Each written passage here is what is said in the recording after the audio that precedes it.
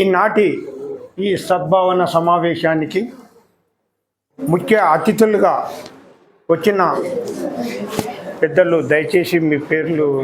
రఫీ గారు మనకు ఎంతో దూరం నుంచి కరీంనగర్ నుంచి ఈ కార్యక్రమానికి వచ్చిండ్రు. అట్లే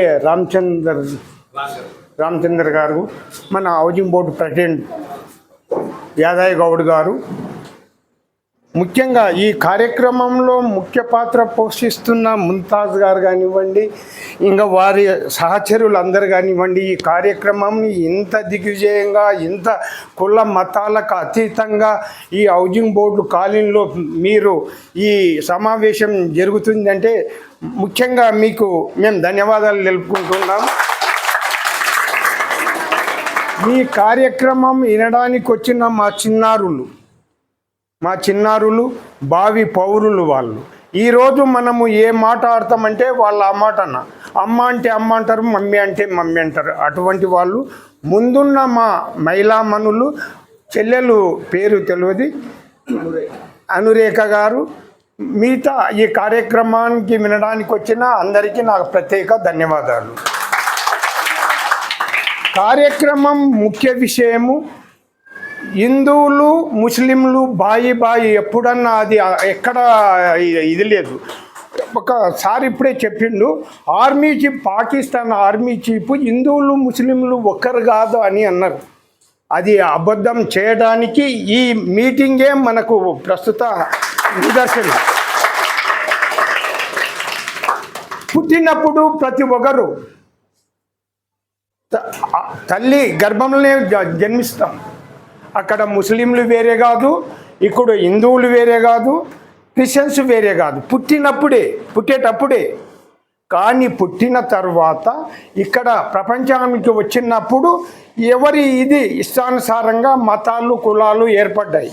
పుట్టినప్పుడు ప్రతి వ్యక్తి లోపల రక్తం అనేది ఒకే రక్తం ఉంటుంది. ముస్లింలకు ఒక రక్తం ఉంటుంది, క్రిస్టియన్స్కి ఒక రక్తం ఉంటుంది, హిందువులకు ఒక రక్తం అనేది తప్పు.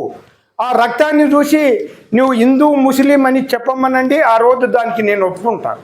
మనదంతా ఒకే రక్తము, మనమంతా ఒకే దేశంలో, ఇప్పుడు ప్రస్తుతం భారతదేశంలో నివసిస్తున్నాం. హిందువులు, ముస్లింలు, క్రిస్టియన్స్ అందరము ఎప్పటికైనా బాయి. ఎగ్జాంపుల్గా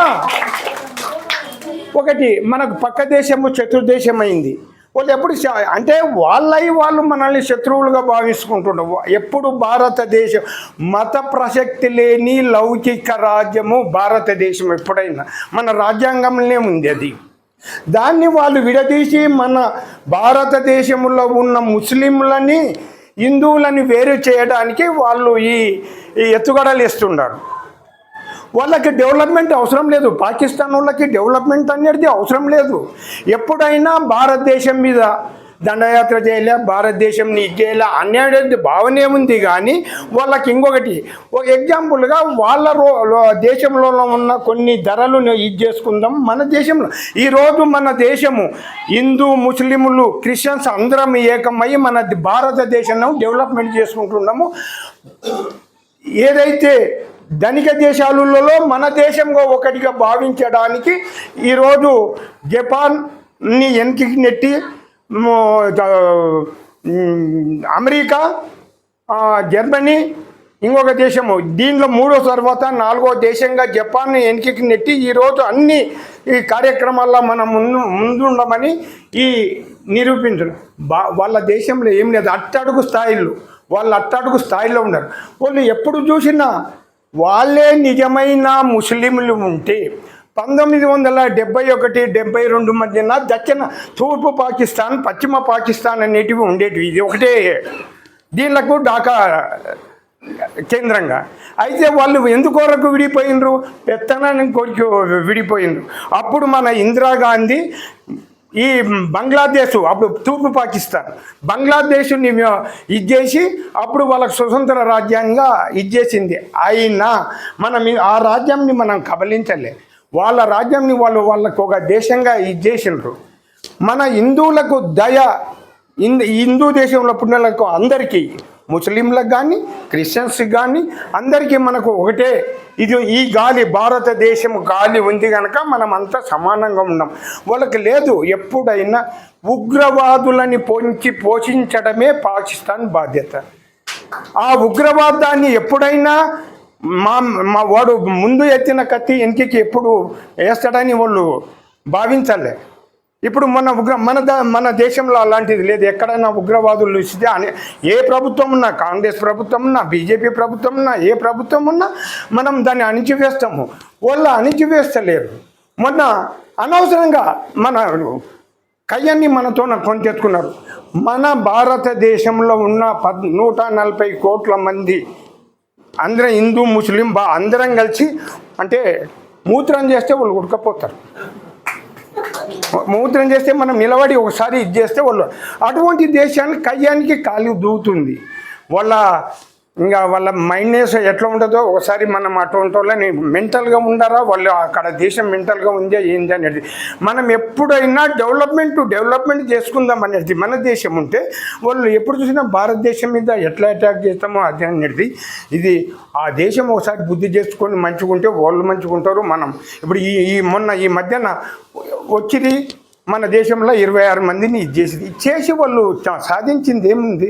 ఏమి లేదు. అనవసరంగా కయ్యానికి కాదు. వాళ్ళకి నష్టము, మనకు నష్టం.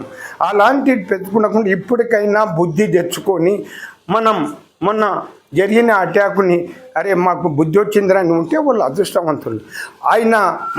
మన దేశంలో ముస్లిమ్స్లు ఇప్పుడు ఒకటే మాట అన్నారు, ఎప్పుడైనా మేము భారతీయులము, ముస్లిం అది పక్కకెట్టండి, మేమంతా భారతీయులమని వాళ్ళు అందరం ఉందాము. ఇప్పటికైనా మనం అంతా భారతీయులము, బాయిగా ఉందాం. ఇంకొక విషయము, రేపుల విషయంలో మహిళామణులకు నేను ఒక ముఖ్య విజ్ఞప్తి, మనము ధరించే కట్టుబట్ట విషయంలో మీరు మహిళామణులకు చిన్నప్పటి నుండి మనకు సాంప్రదాయమైన బట్టలు వేసుకొని సాంప్రదాయంగా ఉంటేనే జర మంచిగా అనిపిస్తుంది. కాకపోతే డ్రెస్సులలో మన ఇంట్లో ఆ డ్రెస్సులను చూస్తేనే ఇది అనిపిస్తుంటుంది, పక్కల ఇంతవరకు దొడుకొని ఉంటారు. అది అటువంటి డ్రెస్సులు వేయకుండా ఉంటే చాలా మంచిది. దయచేసి ఈ అవకాశం ఇచ్చిన ముంతాజ్ గారికి, వాళ్ళ పక్క బృందానికి నా ప్రత్యేక ధన్యవాదాలు తెలుపుతూ సెలవు తీసుకుంటున్నాను. జై భారత్.